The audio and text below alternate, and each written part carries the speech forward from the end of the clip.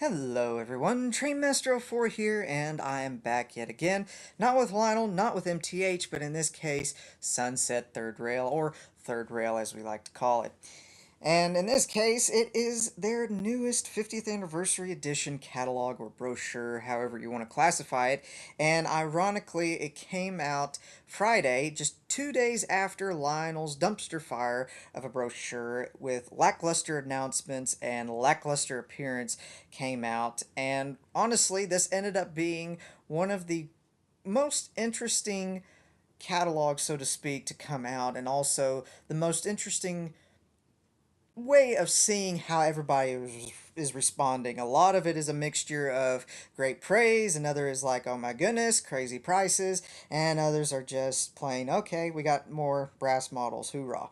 But in this case, it really is something of each personal opinion, and honestly, I think Sunset Third Rail couldn't have planned this announcement any better, considering Lionel's was very much lackluster.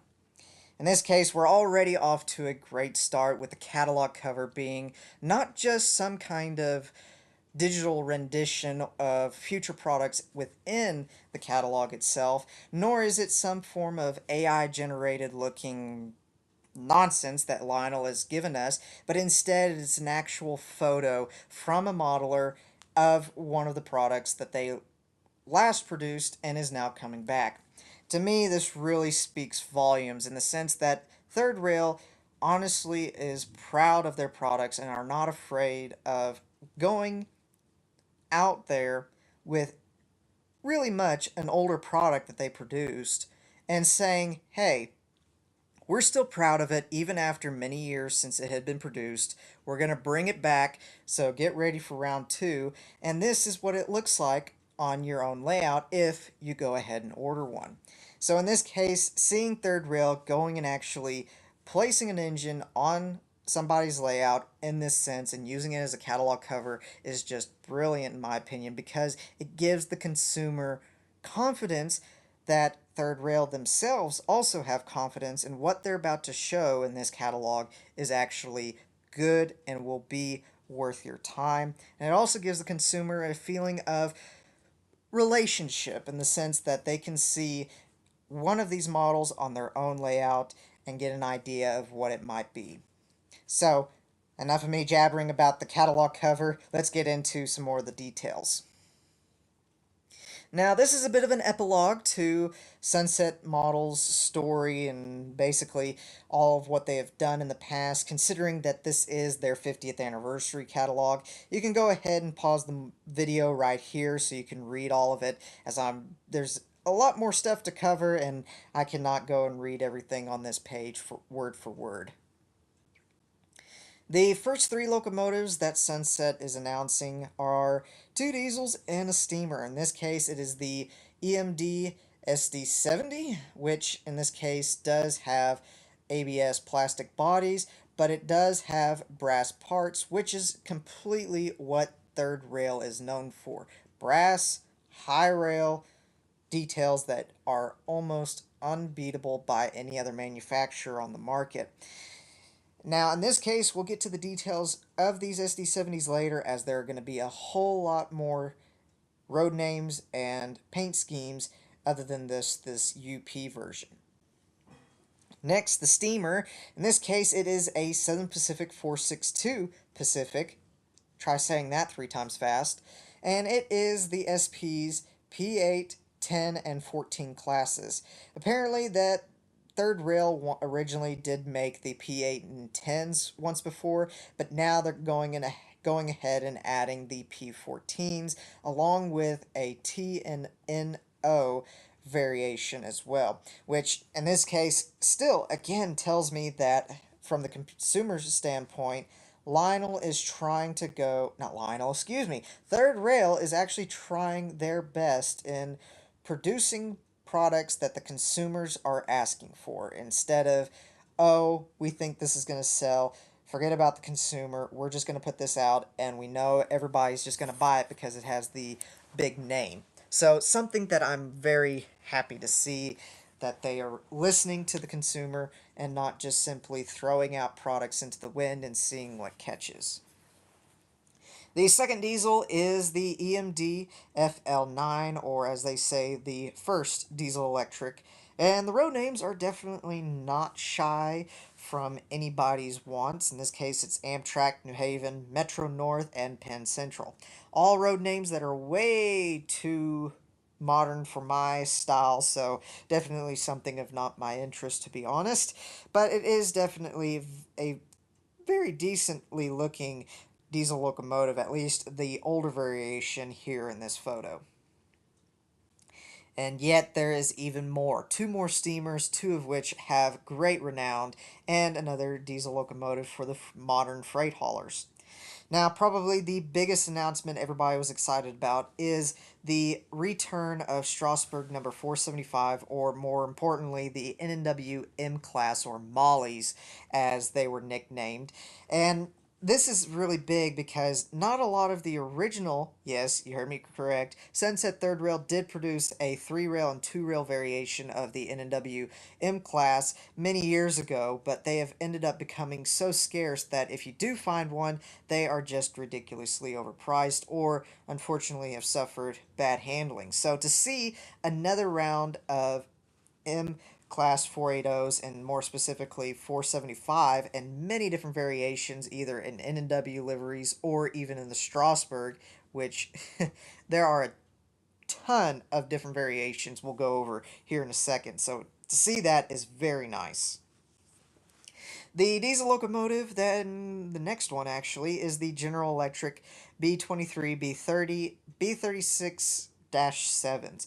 In this case, I have no earthly idea what those are because it's way too modern, so please do not give me a hard time, as I'll just, for most of the diesels, I'll just go over the details given to me since I have no earthly idea of most of them.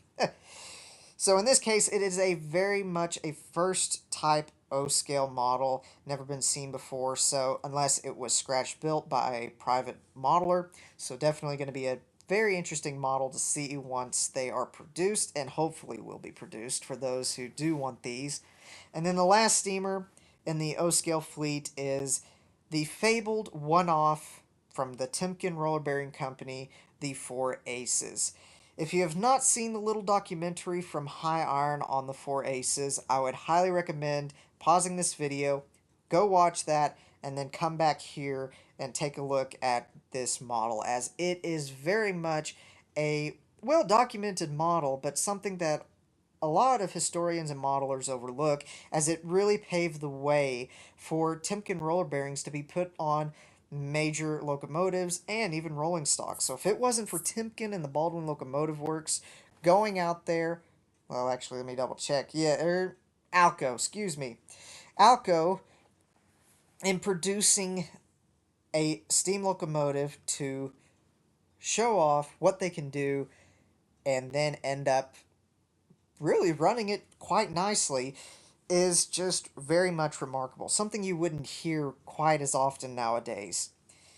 And in this case, they are going, Third Rail is really going out with both the Four Aces variation and then the later Northern Pacific A1 class 484. So we'll see which ones end up getting produced. Now we're getting into some more of the specific details. First up with the SD70 ACEs.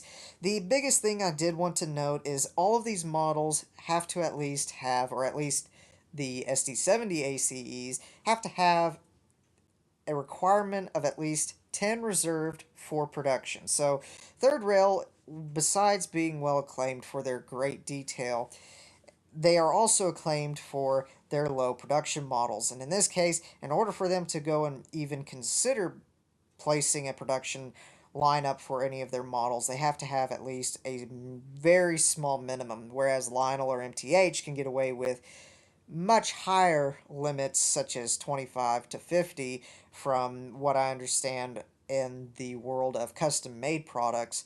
But because Third Rail is a very, very tight niche market, they are really picky about how many they have to before they even consider production.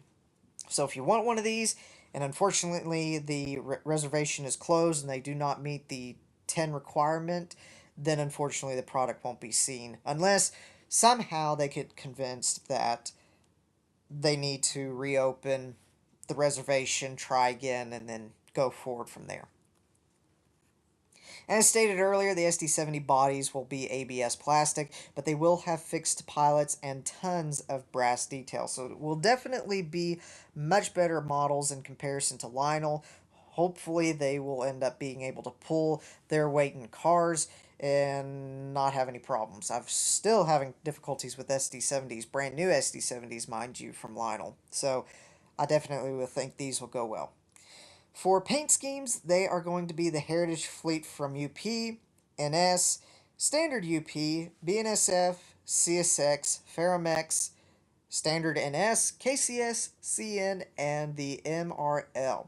Now, I do not know specifically what kind of paint schemes in the sense of Ferromex, KCS, and the MRL, as those will probably be shown on the next page.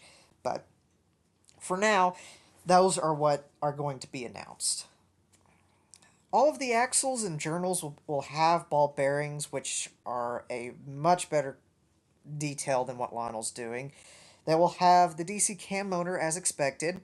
In third rail, they are going to be using the ERR Cruise Commands board, TMCC, and TMCC rail sounds with smoke. Standard stuff for most of their brass products.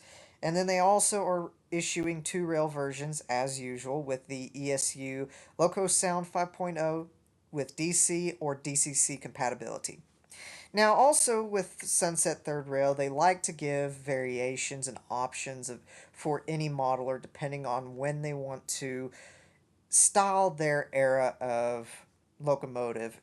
And in this case, for the SD70s, they are giving the option of with and or without the PTC and inverter vents. So something I'm not quite familiar with. PTC, of course, I do know, but the inverter vents not so much, since these are modern era diesels, well out of my forte. Coming back to the P series of 462s, in this case they are producing two daylight styled Pacifics, one with a two bar piston head assembly and then a single bar, very nice. And also the upper one has some styling cues to the New Haven I-5 Hudson's and the Santa Fe Valley Flyer front pilot. In my case, those were the first two things that came into my mind. Then they're also producing standard locomotives, one with a Skyline casing up top, and also the fabled 2472. I was able to actually see the 2472 in the replica Central Pacific Station shed. It was very interesting building in Sacramento. Unfortunately, I didn't get to see it up close as that area was closed off, but being able to see the front end of this fabled locomotive was very nice. Detail-wise, they will have a lifetime super detailed brass construction, so everything's going to be brass, no form of plastic or hardly any plastic whatsoever. Multiple paint schemes and road numbers, which we'll get to later. Fully detailed backhead and lit cab and markers. Operating sand and turret hatches, cab vents, doors, and windows. Definitely something you will never see on a diecast model, and if you do, it'll be just ridiculously priced. The Electric Railroad Company electronics with TMCC yet again. Two rail soundtracks, Blue Nami DCC and Sound Decoder. A little different than the SD70s, but definitely something well renowned. And then, of course, a limited numbered run.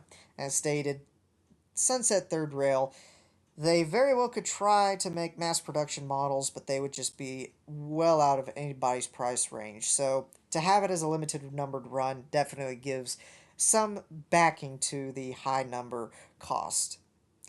And further details on the actual locomotives can be found here. You can pause the video again, just like the epilogue, as I still continue to have to keep moving forward, unfortunately. The second steamer in this case is the Four Aces in both the Timken Green and the Northern Pacific paint scheme as the 2626. Again, the same features. In this case, they Livery variations are going to be the Timken and Northern Pacific availability. So just those two versions, but then again, that was the only two variations of the locomotive, and really you couldn't completely go and make it anything else since the 2626 and the 411 or 4 Aces were just one-off locomotives that really, if they are changed in any way, is just pretty much butchering a perfect locomotive, especially a one-off.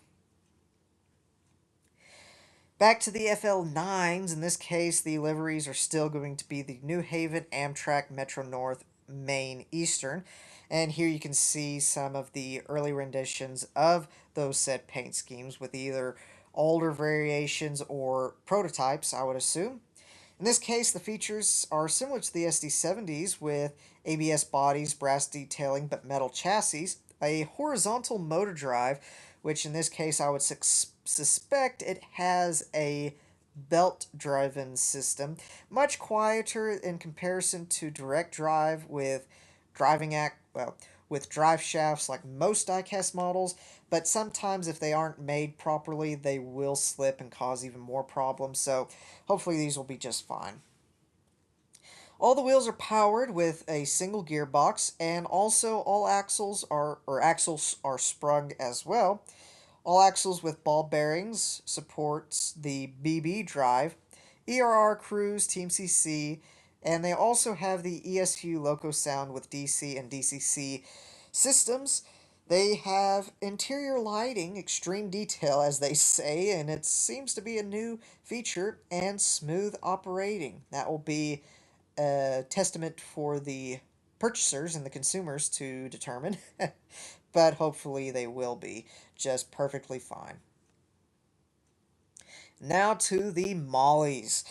Now, this is probably where a lot of the features and a lot of the pre-orders are going to come in, and going to vary depending on how many are pre-ordered and which variation is pre-ordered the most.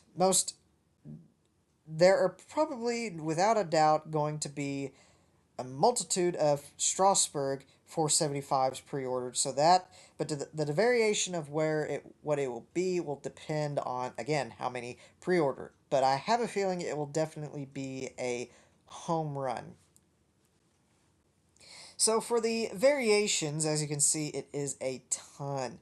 So there's going to be Norfolk and Western lettering, of course, with either a footboard pilot, 10,000 gallon, four-wheel tender, a Strasbourg lettering, both variations with both tenders, an in-service variation with the center headlight, 10,000 gallon, six-wheel tender, as delivered with the balloon stack, 10,000 four-wheeled tender, and then for the electronics, it too will have the Electric Railroad Company Cruise Team CC rail sounds and 3-rail with a minimum curve radius of 0.54. Since this was a previous model, they already have those kind of details.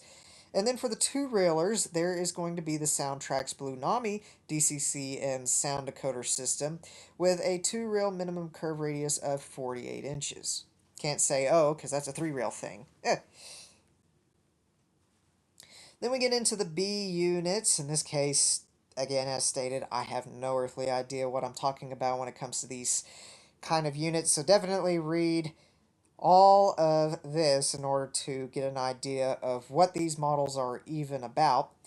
Liveries, Southern Pacific, BNSF, UP, Chessie, Conrail, and many more. So who knows where that's going to go. Again, ABS bodies, but with fixed pilots. Ball bearing axle journals, still great. Accurate FB-2 or AAR-B trucks, so specific details right there. DC motor, and then the rest of the usual electronics.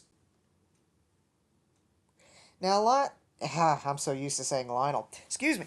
So for third rail, they also have current project reservations still open. In this case, they're GP30, FM Erie built diesels, F7s with F7 3.0, EMD E8s and 9s 4.0s, and UP Heritage E units.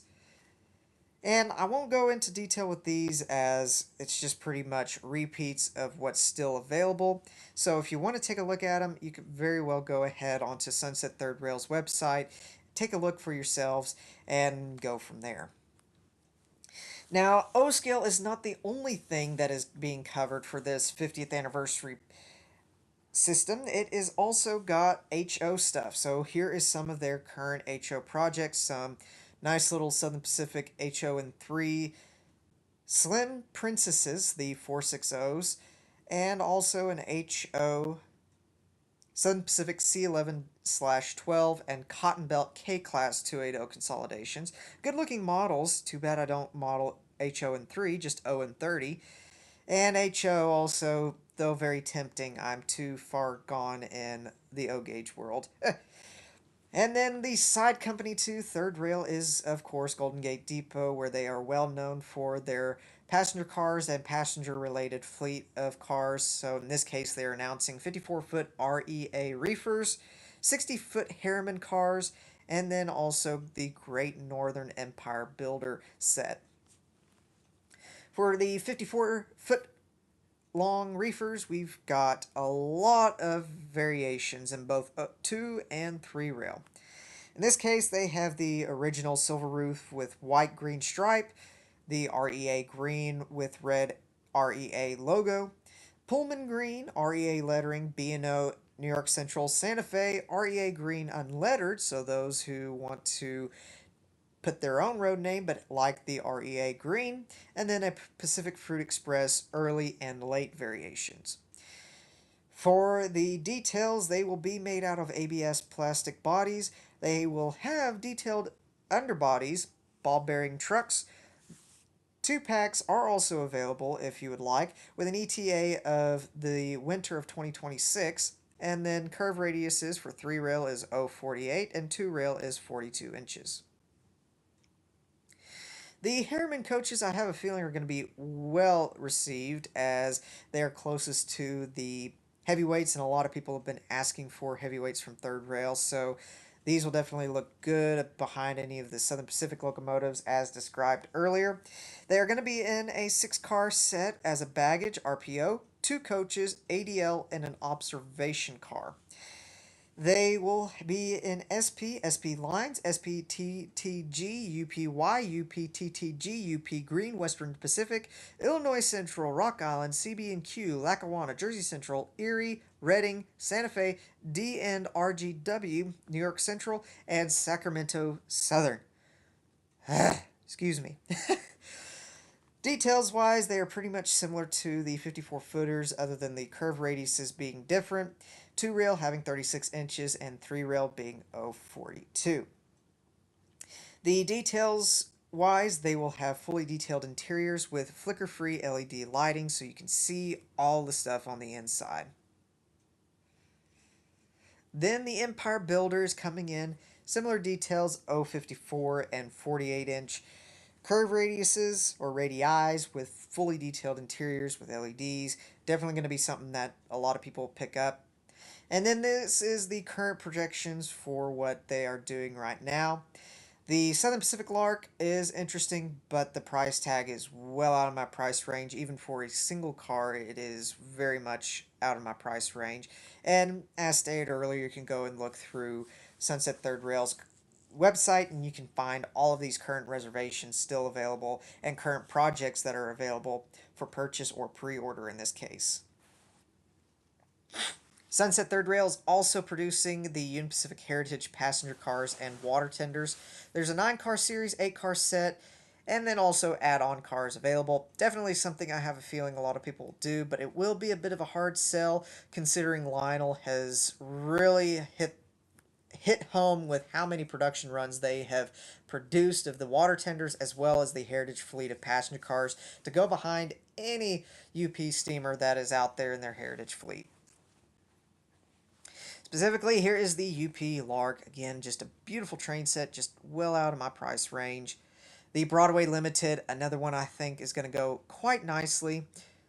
Sorry, I thought I saw a friend's layout in one of the photos.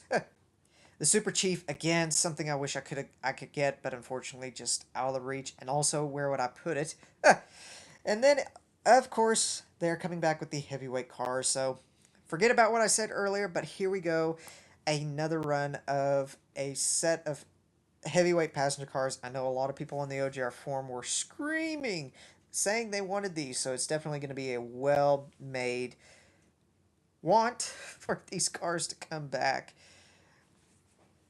Then there's some more HO projects that they are covering, or HON3 in this case. They're producing some Denver and Rio Grande, or as a lot of other people know it as, the Durango and Silverton, so interesting to see that.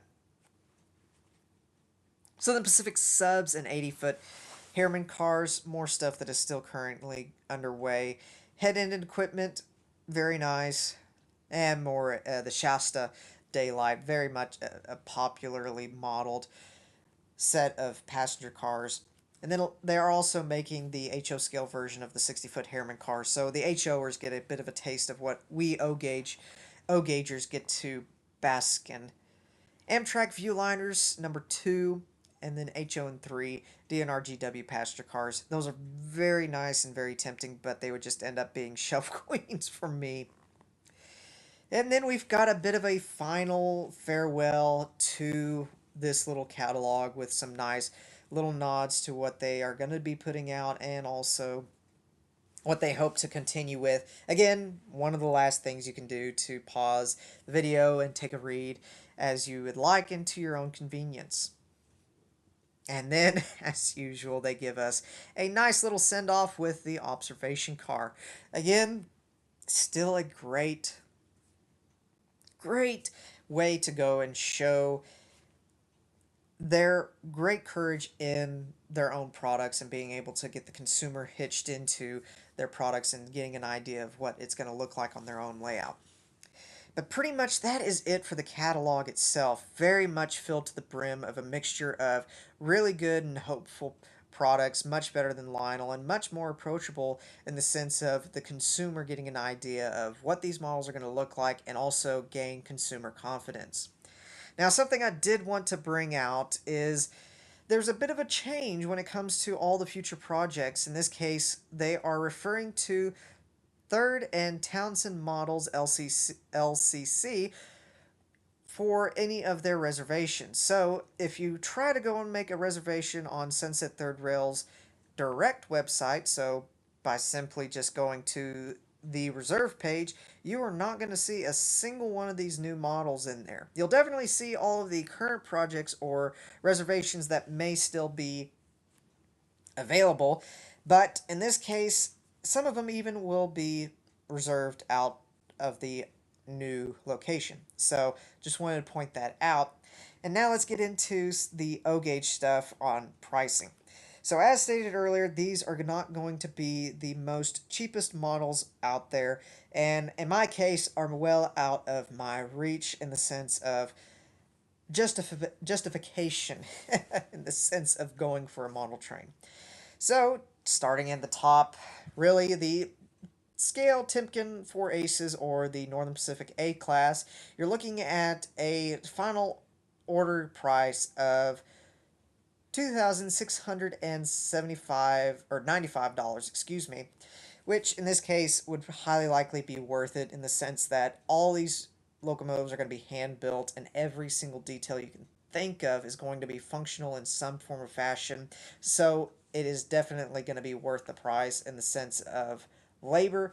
And yes, some people can complain about the electronics still being Team CC, but since Lionel is holding on to all of their legacy electronics and any other things like that, such as Gollum in Lord of the Rings with the One Ring, it is just unfortunately not going to happen. I think when it comes to that kind of stuff's going to be released. So, considering it's still Team CC, it's a bit of a myth, but there's plenty of stuff that can be upgraded out there and eventually make it even better. The FL9s as well as the B units are going to be right at $800, decent in consideration of what they are. Still a little expensive, but and a little bit more expensive than your standard diesel locomotive from Lionel, but still just right in my opinion. Let's see, just wanted to double check what kind of... And if I remember, and it would appear that it is only a single unit, so do keep that in mind. It's not as a set. Any of the variations of the N&W Mollies is going to be a price tag of $2,495, and then any of the P Series 462s is going to be $2,595. Definitely going to be expected on a higher price on the steamers since they just have way much more details that really need to be paid attention to. Probably going to find themselves some variations not making the cut, but I also do have a feeling they are going to end up being fairly popular. Heavyweight coaches and sleepers are going to have a price tag of $250, and the SD70 ACEs at $850. Now, they are producing the Super Chief set, the 1937 variation, the passenger cars, for $2,519. Now, in this case, it is, if you look at it from, in comparison to Lionel, if I remember correctly, this is, if you include the engine straight from third rail, it will end up being much more expensive than Lionel's $5,000 Chief set. But in consideration to quality, I would much rather go for the Sunset third rail passenger cars over Lionel's in the set. And I would also go for, if I was going to get a Team CC model, I would go for the Team CC F units that Lionel produced and are known to be reliable, and be able to nearly round out the same price or even cheaper than what Lionel's asking for in the Legacy range. The Golden Gate Depot 17-inch 60-footer Harriman cars are going to have a price tag of $1,300, excuse me. And that is pretty much it in the sense of solid stuff. Overall, I think Sunset Third Rail is going to end up becoming a very much crutch in the sense of the O-gauge field as a whole, keeping the communication between consumer and producer alive by listening to the consumers, and also just trying to keep an open line available so if there are any problems they can be rectified fairly easy. Now, yes, these are not your standard built-to-order die-cast models that are much cheaper, that have all of the fancy electronics, bells, whistles, literally, but in the sense that these are one-off models that a lot of people have been asking for in the mass production field but have never heard anything back from those said mass production producers. MTH is a little bit easier about that. Lionel, almost forget about it, just to be honest. But to see this come out just 2 days after Lionel went ahead and kicked off pretty much a horrible, horrible catalog, it is very nice and refreshing to see that the hobby in O-Gauge is still fairly alive and is still trying to be and there's producers out there still trying to listen and connect with their consumers. But overall, thank you very much for watching this video. Please put your comments and thoughts down in the comment section below this video. Please be very much optimistic in the sense of taking all my opinions with a grain of salt.